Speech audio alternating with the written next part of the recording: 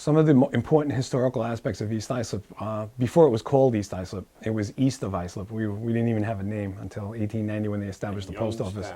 It's always been a seaport. There was always been shipbuilding here. There was also one of the very first large estates and businesses here was the Lorillard brothers. Bought a farm, and they were Lorillard tobacco family. Bought a farm here from, there was a farm, an existing farm, Maitland was the person, and the Lorillard brothers bought it from him, and they raised the racehorses here.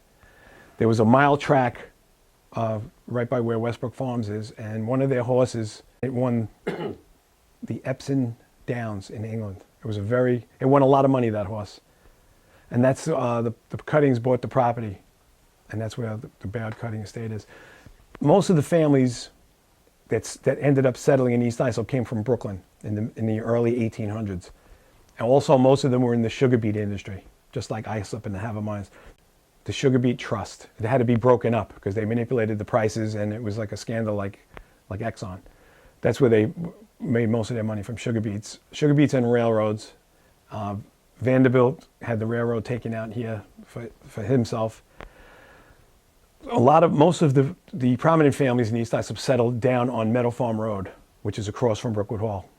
Like I said, the early 1800s, early to mid 1800s, they bought large parcels, and that became the center. They were day spas. They would come for the summer, for the fishing, and the water. Hunting, duck hunting was big. That's right. Yeah. The beginning of that was a place called Snedecker's Inn, which was a stagecoach stop on the Montauk Highway. That was probably one of the original places to go on the South Shore.